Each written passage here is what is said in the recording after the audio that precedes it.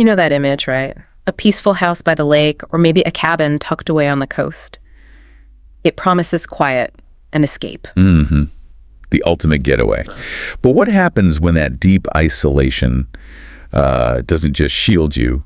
What if it makes you, well, easier to find? Tonight we're looking into that shadow side. We've got 3, frankly, chilling, true accounts from people who lived through real horror near the water. And our goal isn't just to, tell these scary stories. We want to dig into what connects them. What's the pattern when that isolation meets malice? Yeah, we're looking at what these experiences reveal. Things like legal dangers on private land, why people sometimes ignore obvious threats from neighbors, and how predators can use these secluded spots. Exactly. So let's dive right into the first one. We're calling this Curiosity Killed the Cat. Okay. This one starts with this long-held fascination. The person telling the story spent summers at their grandparents' lake house. And just across the water, there's this little island. Right, and on that island, one big old house, always empty, always plastered with no trespassing signs, completely cut off. classic setup for a spooky story. And there was one, wasn't there? Oh, yeah. The narrator's older cousin, Gemma, she really cemented it when the narrator was about 12, told him it was haunted. Haunted by what? By the spirit of a murderer, supposedly trapped there by the souls of his victims. Screaming after midnight, the whole deal. Standard urban legend stuff, but sounds like it really took hold. It did more than that. It became an obsession. The narrator wasn't just scared. They were, drawn to it. Started using binoculars, sketching the house. Sketching it. Wow. Yeah, even imagining dark entities coming from the windows, trying to turn the legend into something tangible, maybe. That obsession kind of faded for a while, though. It did, until their grandfather's last summer there. Suddenly, after all those years of darkness, a light appeared in the house one night. Ah, so that just reignited everything. Completely. Years pass, they inherit access to the lake house, get a boating license, and finally, they decide to do it. Go over there. You got it. Them and their girlfriend, on a moonlit night, they boat across. And the house?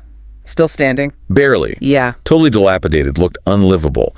But the front door, that was the first real shock. How so? It was unlocked after all the signs, all the years. Unlocked. Okay, that's immediately weird. So they go inside. They do. It's mostly rubble inside, just decay. Yeah. But then they see it. Signs of someone being there very, very recently. Like what? New sleeping bags, fresh candles, and the most disturbing part, food. Recently eaten food. How recent? Still wet. Something with sauce like ketchup or barbecue sauce. It hadn't even dried yet. Oh, wow. Okay, so definitely squatters. What did they do? The narrator shouted, something like, "Get out." And that's when it happened. What? 2 people burst out of a closet, didn't say a word, just shoved the narrator and their girlfriend hard. Whoa. So confrontation, it wasn't ghosts, it was real desperate people. Exactly. And these people immediately went into escape mode. One of them, a woman based on her voice later, she just grabs their boat keys and bolts for the dock. And the other one? The other one, a man described as maybe in his 30s, greasy beard, buzz cut, disturbingly covered in boils. He stands between them and the dock. Blocking their escape. Blocking them, yeah, but also threatening them. He grabs a broken bottle, holds up the jagged edge, basically tells them not to move or he'll cut them. Jesus. So they're trapped while the woman steals their boat. Precisely. Yeah. They had no choice but to let them get away. The man keeps them there until the boat's gone and disappears. What happened afterwards? Did they call the police? They did. The police eventually found the boat miles down the shoreline. Inside. The broken bottle, some cigarettes, a pocket knife. Standard stuff, maybe. But what about the squatters? Well, the police also found something else on the backside of the island. A little rowboat, but with a huge hole smashed in it. Ah, so they were stranded. That explains the desperation. It explains the desperation, yeah. But here's the kicker, the part that really makes you think. What's that? The narrator. Despite being threatened with a weapon, having their boat stolen, they were charged with trespassing. Wait, seriously? They were the victims. How does that work? Does trespassing just cancel everything else out? It's complex, Okay. especially with isolated properties clearly marked like that. Legally, the no trespassing signs carry a lot of weight. The moment the narrator stepped onto that island, they broke the law. But they were attacked. I know, but from a strict property rights perspective, the initial crime was the trespass. Those squatters, desperate as they were, likely knew this. They knew calling the police would expose the narrator's trespassing as well as their own squatting and violence. It creates this perverse incentive. So the isolation and the signs actually gave the attackers leverage. In a way, yes. It highlights a real danger. When you venture onto clearly marked private, isolated land, your own legal protections can shrink dramatically, even if you become the victim of a crime while you're there. That completely flips the script on isolation being peaceful. It becomes a vulnerability multiplier, legally and physically. Exactly. It's a harsh lesson about boundaries and consequences in those remote places. Okay, wow. Let's shift gears from physical isolation across water to, well, when the danger's living right next door. Right. This next account involves a neighbor, the narrator, called Mama Soul. This was back in 2015. The narrator and his then girlfriend rented a house on a lake, only one neighbor nearby. And that was Elsa, aka Mama Soul. Yeah, a woman, middle-aged, very short, maybe 4'11", and apparently she insisted right away, call me Mama Soul. Okay, a bit quirky maybe, but things got weirder. Oh yeah, almost immediately. There was constant traffic to our house, all kinds of people, different ages, different races. Some would stay for minutes, others overnight. Huh. Any idea what was going on? The narrator didn't know. They tried to rationalize it, maybe she's a spiritual advisor, maybe an artist selling things. Yeah. Trying to make it make sense. Trying to avoid thinking the worst, probably. Probably. But that got harder after a specific incident. A package for Elsa was delivered to their house by mistake. So the narrator took it over, trying to be neighborly. Exactly. He knocks on her door, hears a crash inside. Then Elsa suddenly storms up from her basement door looking absolutely furious. Okay. He holds out the package, and as she snatches it from him, he sees her hands, covered in something red. His immediate thought, it looked exactly like blood. Whoa. Did she say anything? She saw him looking at her hands, made this weird, erratic noise, slammed the door in his face, and just bolted back down to the basement. Okay, that's not normal. Did he ever get an explanation? Sort of. The next night, Elsa came over, offered this really weak apology, claimed she was painting and dropped a canvas. She said the red stuff was just paint. Right. Convenient. Did he buy it? He didn't sound convinced. And then she added something even more unsettling. She invited him over anytime, saying, and this is the direct quote, "My doors are always unlocked." Oof. It's creepy, especially after the blood paint incident. That wasn't the end of it, was it? Not quite. The final incident happened on their very last night renting the place. They heard screaming. Screaming? Like argument screaming or? No, according to the narrator, incredibly loud, painful screaming. Sounded like someone was being seriously hurt. Coming directly from Elsa's house. Okay. That sounds like a time to call the police. Did they? He didn't call the police. He went over and knocked on her door. And what happened? The second his knock landed on the door, the screaming instantly stopped. Dead silence. Chilling. Did she answer? She didn't open the door. She peered at a window, looking out. Again, her hands and arms were covered in that same red substance. The paint. The alleged paint. And she just shouted through the glass, "Sorry, this isn't a good time. I have someone over," and refused to engage further. Wow. So screaming stops on a dime. She's covered in red again, won't open the door. Why didn't he call the police then? He said he regretted it, right? Deeply regretted it. And this taps into something we see a lot, especially in quieter communities or places where people value privacy. It's that reluctance to interfere. The bystander effect, amplified by proximity. You mean like not wanting to cause trouble or seem like the nosy neighbor? Exactly.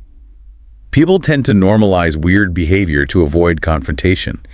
Mama Soul offered a flimsy excuse painting, having someone over, and even though it felt wrong, it was just plausible enough for him to hesitate in that moment. It's easier to accept the weak explanation than to escalate. But the potential cost of that hesitation, I mean, what if that screaming was real agony? That's the thought that haunted him.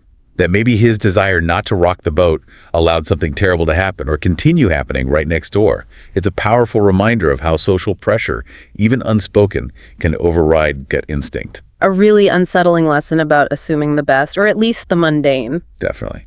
Now let's pivot one more time. We've seen danger across the water, danger next door. Now let's look at danger that finds you through the internet using isolation as bait.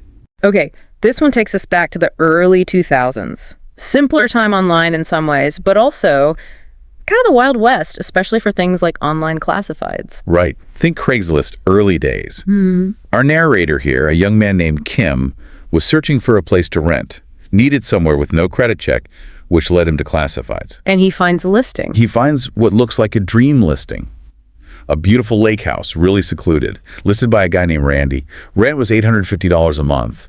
And Randy even said it was flexible if Kim could help out with maintenance around the property. Sounds almost too good to be true. Beautiful, secluded, cheap, flexible. Exactly.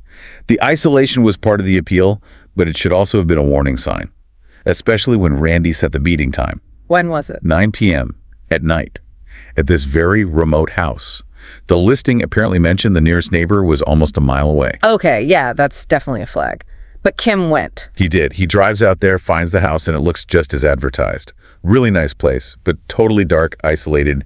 He goes up to the door and knocks. And Randy answers. Randy answers, described as a chubby guy, bald, goatee.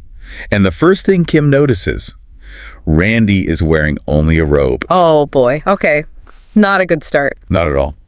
And Randy takes one look at Kim, and his expression just sours immediately. Utter anger. Why? Randy apparently looked past Kim toward his car and asked if the real Kim was waiting in the car. The real Kim? What does that mean? It means Randy wasn't expecting a man named Kim. He was expecting a young woman named Kim. The name, being unisex, led to this horrifying misunderstanding, or, well, revelation. Oh my God, so Randy thought he was luring a woman there. What did he do when he realized? He absolutely lost it, flew into a rage, started screaming at Kim that he was only looking for a female roommate, that no other men were allowed on the property, and then he physically pushed Kim backwards off the porch steps. Shoved him. Just Violently shoved him. Yeah. Kim, obviously freaked out, just gets back in his car to leave immediately. But it wasn't over. What happened then? As Kim is pulling away, Randy runs out towards the car, bangs hard on the driver's side door, and yells the most chilling line of the whole encounter. Which was? I had plans for the real Kim, not you. Wow. I had plans. That is terrifying, the implication. Unmistakable, isn't it? The story doesn't even end there, though. There's a twist that makes it even worse. Why could it get worse? About a year later, Kim was still bothered by it all. He managed to track down the actual owner of that lake house, a woman named Leela. Okay. He asked her about renting it out around that time, about Randy. Leela confirmed the house was completely empty and unattended that entire period. She had no idea who Randy was. So Randy wasn't the owner? He wasn't even a tenant? He was a squatter, using a vacant, isolated property he didn't own and the anonymity of Craigslist to try and lure a young woman out there late at night, far from any help. That is methodical, calculated. He wasn't looking for a roommate at all. Not in any conventional sense. He was looking for a victim. The isolation wasn't just a feature of the property, it was the main tool. The late hour, the distance, the fake offer. Yeah. It was all designed to get a specific type of person there, vulnerable and alone. And the only reason our narrator, Kim, wasn't the target of whatever those plans were was because he was male. Exactly. Pure chance based on a name. It really underscores how predators exploit these platforms and locations. The anonymity online, the physical control offered by isolation, the lure of a good deal. It's a potent combination. It makes you think twice about those remote rental listings, doesn't it? You have to ask who really controls that space. Absolutely. Who has access? Who set the terms? Have they taken steps to ensure no one can witness what happens there? These are critical questions. So looking back at all three of these accounts, the squatters on the island, Mama Soul next door, Randy the fake landlord, there's a really clear and frankly terrifying thread connecting them, isn't there? There absolutely is. It's this consistent theme that isolation, the very thing people often seek out for peace or escape, can be twisted. It can become the perfect stage for malice. It's not a shield.